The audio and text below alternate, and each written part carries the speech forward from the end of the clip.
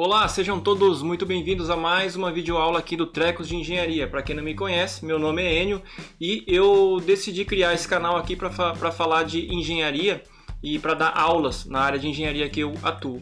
Então já se inscreve nesse canal, clica no sininho das notificações, deixa seu like e comentários aí. Se você puder, compartilha esse vídeo aí com a galera que você conhece da engenharia, beleza? Vamos para a videoaula de hoje.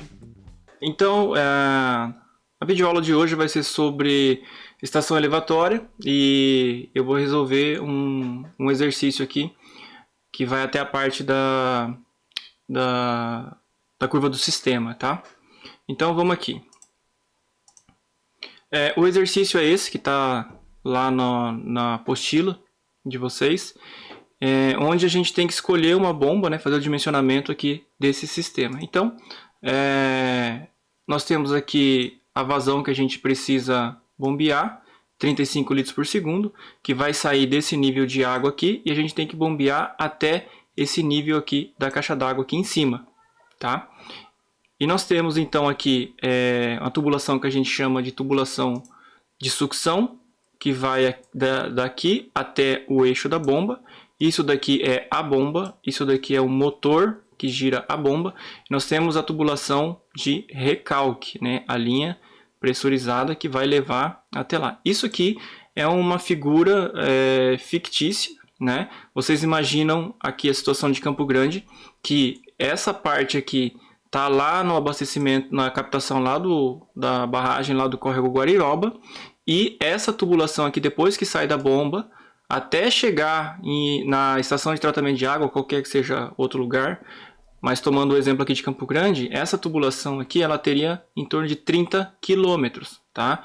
Então isso aqui é um desenho esquemático para a gente ter ideia de níveis, né, de cotas, né? Então 3 cotas aqui são importantes para a gente. O nível de água aqui, que está na cota 602,5 metros. A cota do eixo da bomba aqui, que está 605, e a cota até onde a gente tem que levar a água, 649,5. Temos o comprimento total da tubulação de sucção, que é esse daqui, que tem um total de 9 metros, né? Então está sem escala, né? E a tubulação, nesse caso desse exercício aqui, de recalque, tem 1.759 metros. Então, saiu da bomba, ela vai ter 1.759 metros, tá? De extensão linear. O diâmetro da tubulação de sucção na aspiração, né, é de 200 milímetros. Então, essa tubulação aqui, a tubulação de sucção, essa daqui tem 200 milímetros de diâmetro, e essa daqui, da de recalque, ela tem 150 milímetros. Normalmente é assim que funciona. Você tem uma tubulação de recalque e na sua tubulação de sucção você coloca um diâmetro comercial superior ao diâmetro da tubulação de recalque, tá? O material da tubulação tem um coeficiente de rugosidade da equação de Hasse-Williams de 140 e temos algumas perdas de carga localizada também, que a gente vai ver mais para frente ali, tá? Então aqui é um outro exemplo, o que nós precisamos calcular das últimas videoaulas que eu passei para vocês. A gente tem aqui o exemplo da linha piezométrica. Então a água entra aqui nessa estrutura, que é uma válvula, né? Só deixa a água passar num sentido, e ela tem um crivo, que é tipo uma proteção, né? Uma peneira para não entrar sujeira grosseira, né? Então aqui a gente tem uma perda de carga localizada, nessa curva uma perda de carga localizada, nessa redução uma perda de carga localizada, nessa redução contrária aqui uma outra perda de carga localizada, a gente tem algumas séries de perdas localizadas, tá? E além disso nós temos as perdas de carga distribuída, que são as partes retilíneas da tubulação, tanto de sucção quanto da tubulação de recalque. Ok, se eu tenho perda de carga localizada e distribuída, a minha linha piezométrica, a energia que eu tenho disponível aqui do ponto do nível de água, a partir do momento que ele entrou aqui, ele vai perdendo energia nesse caminho. Então, a perda de energia é do nível da água até o nível que eu calcular, que são as perdas de carga somadas, localizadas e distribuídas. Aí eu tenho que, a bomba tem que injetar energia para subir a água até no nível da água? Não, até mais um pouco para vencer as perdas de carga localizada e distribuída na tubulação de recalque para assim ela perder essa energia e chegar exatamente no nível que a gente quer. Isso que a gente vai ver agora, tá? A partir de agora. Então, graficamente, nós temos aqui a perda de carga, o somatório das perdas de carga localizada e distribuída no recalque, o somatório das perdas de carga localizada e distribuída na sucção. Nós temos que vencer o desnível geométrico na sucção, temos que vencer o desnível geométrico no recalque.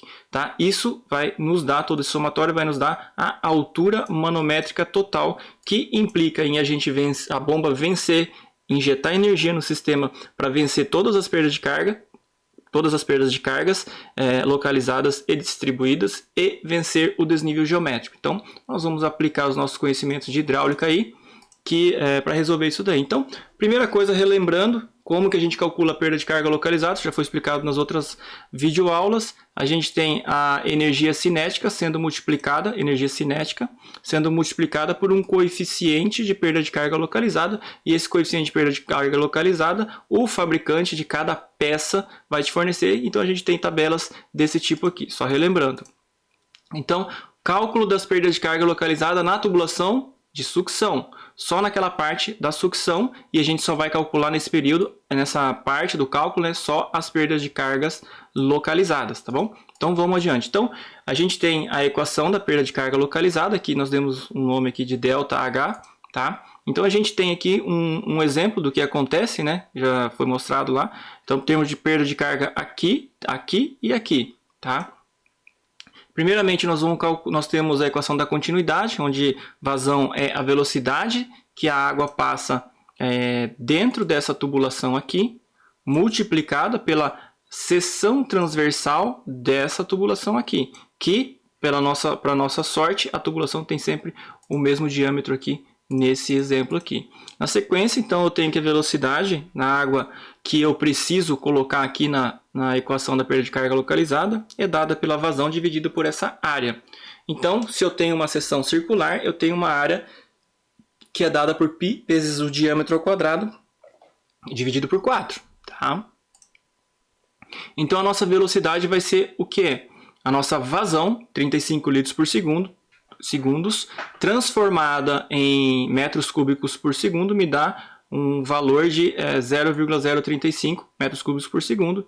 O diâmetro é de 200 milímetros, transformados para metro eu tenho 0,2 metros, então o resultado, a minha velocidade de água aqui dentro dessa tubulação é de 0,06963 metros por segundo. Tá? E essa velocidade a gente coloca nessa equação aqui. Então, eu tenho a velocidade que foi calculada aqui. Essa velocidade eu coloco no lugar do V aqui. E eu tenho o coeficiente K do crivo dessa tabela. Então, nós estamos calculando qual que é a perda de carga localizada na válvula de pé com crivo. Tá?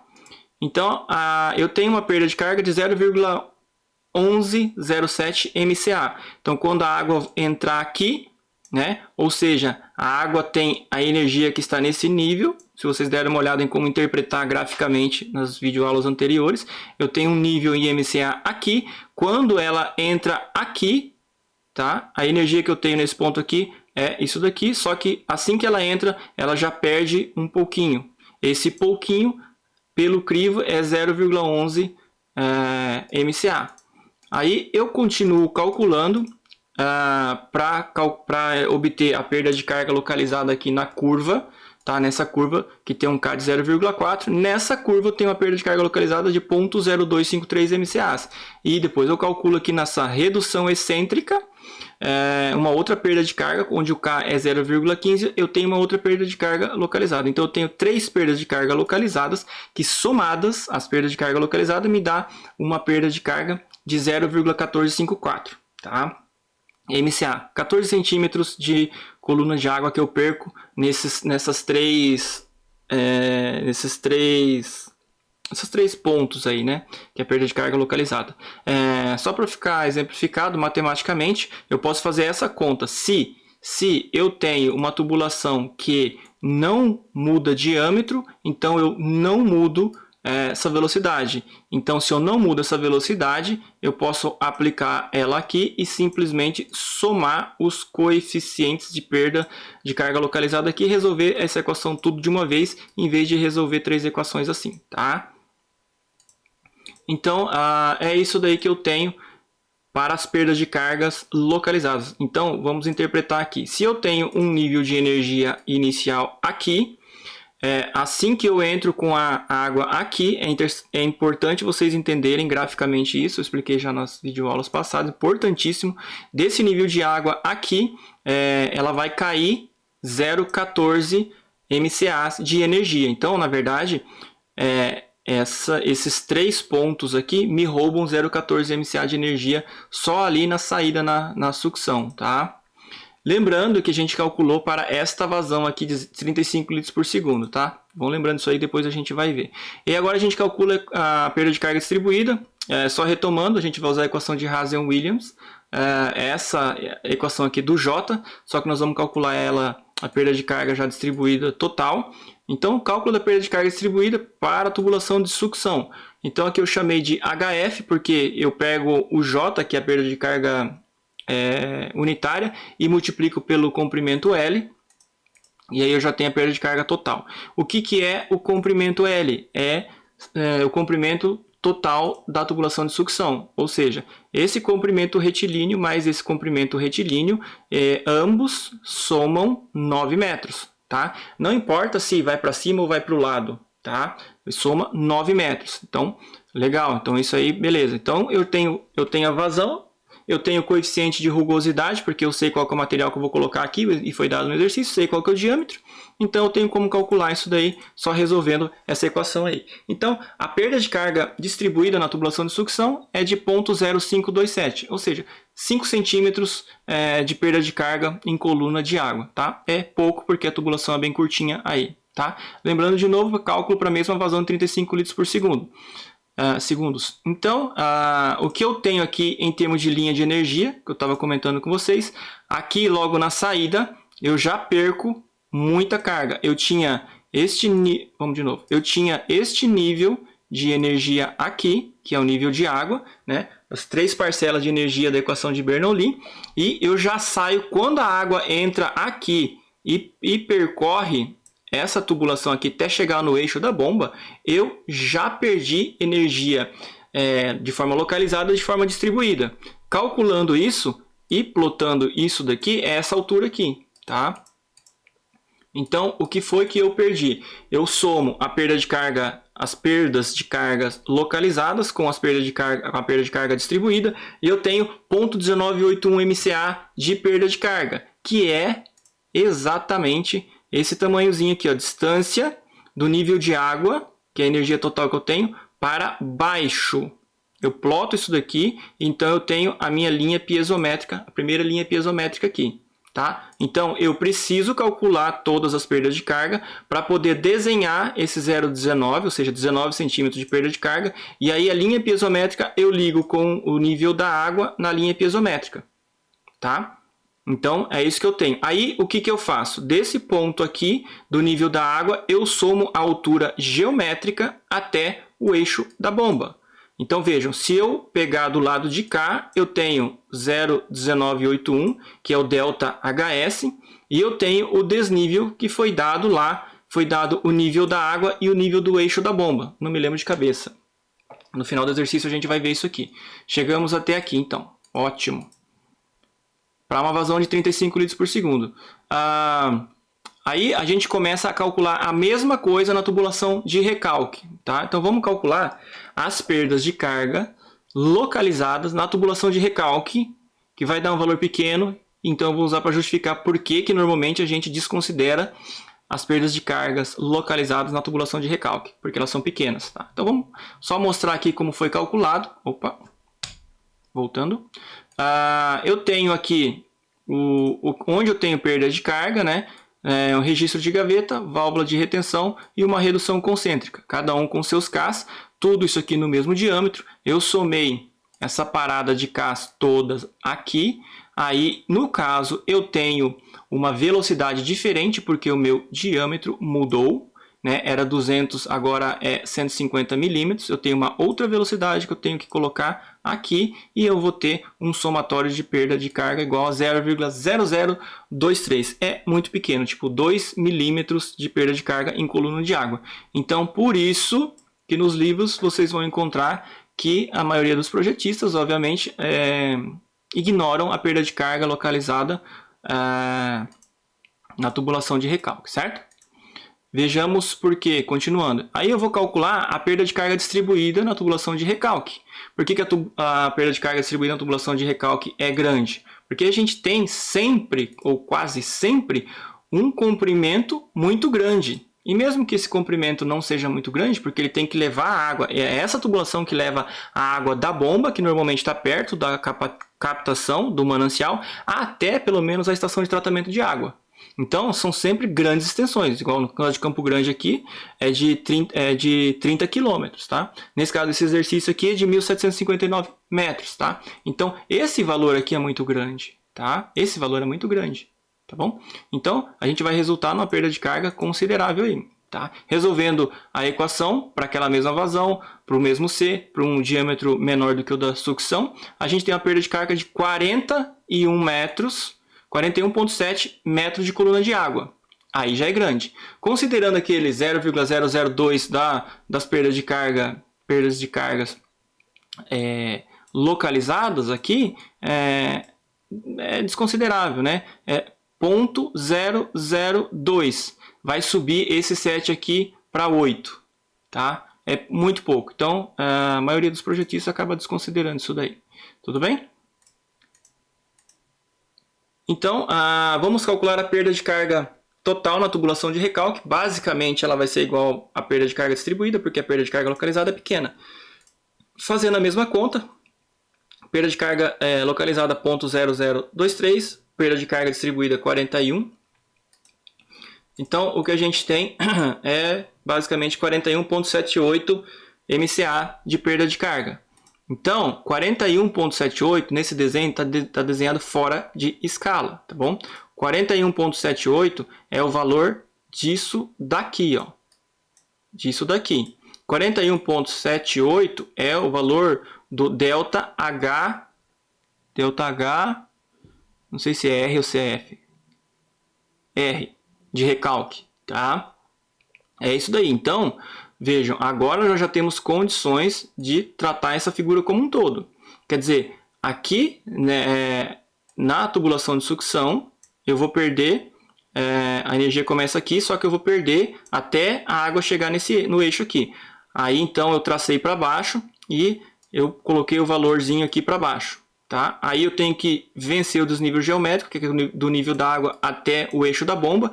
Depois eu tenho que vencer o desnível geométrico, que é do eixo da bomba até o nível de água lá, até o nível de água do tubo lá em cima. E a isso eu ainda tenho que somar o somatório das perdas de carga localizadas distribuídas aqui na tubulação de sucção, que é essa daqui, até sair nesse bocal aqui.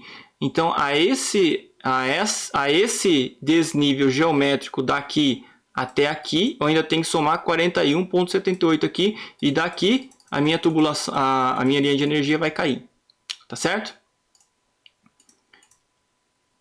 Para a mesma vazão. Então, agora, calculando tudo isso que eu falei, a gente vai somar isso daí. Então, aqui eu tenho que vencer esse desnível geométrico, os valores estão ali. Então, aqui eu estou na cota do nível da água 602,5. Aqui eu estou no nível do eixo da bomba 605. Então, os valores estão aqui. Um menos o outro me dá essa distância. E aí eu estou aqui no 605 e aqui o nível aqui da água é 649,5. Então, essa diferença me dá o desnível geométrico aqui, certo? Aí eu somo a perda de carga na sucção, que é esse tamanhozinho aqui, e somo a perda de carga no recalque, que é o valor que vem aqui. Então, eu tenho tá tampando aqui, a altura manométrica, tá certo? Altura manométrica. Então, a altura manométrica está calculada aqui, 88,97. Vejam, o desnível o desnível é de 47 metros mais ou menos, o desnível geométrico. Mas a gente tem que vencer todas as perdas de carga, tá? E aí é o seguinte, tudo isso nós fizemos e conseguimos calcular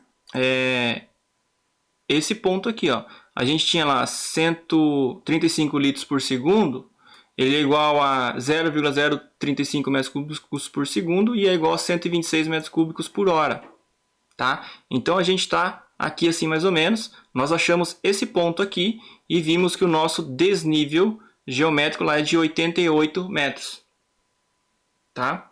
Isso que eu estou mostrando para vocês é a curva do sistema, porque conforme eu vario a vazão que está passando por dentro desse sistema, a minha altura manométrica ela vai mudar. Então eu tenho que refazer todos esses cálculos para cada ponto deste daqui, para eu ter a minha curva do sistema, porque a minha bomba ela vai trabalhar em algum lugar dessa curva, tá? Aí o que eu tenho que fazer? Eu tenho que achar uma bomba que tem uma curva de bomba que passe em algum lugar aqui.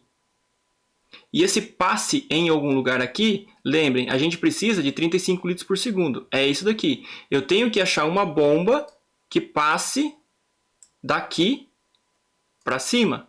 A curva da bomba tem que ser daqui para cima, tá? Daqui para cima. Tá? Então eu tenho que encontrar um fabricante que tenha uma curva de bomba desse ponto aqui para cima, tá? Não muito para cima, que senão seria desperdício também, né? O ideal é se eu achasse uma curva de bomba que batesse exatamente aqui, ó. Se a gente encontrar uma bomba que passe exatamente, que dê uma curva de bomba tipo... Pera aí, deixa eu apagar tudo aqui. Que dê uma curva de bomba que passe tipo assim, esse daqui é meu ponto ideal de funcionamento. Na verdade, é o meu ponto de funcionamento, tá?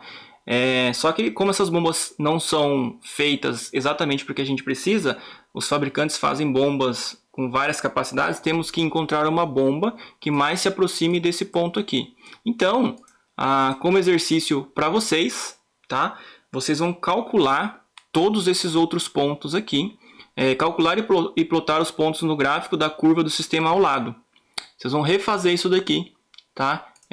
Vocês podem fazer no Excel, tá? E ver como é que vai dar. Então, o que vocês vão fazer? Vocês vão variar a vazão em metros cúbicos por hora, de 10 em 10, até chegar lá nos 250 pelo menos.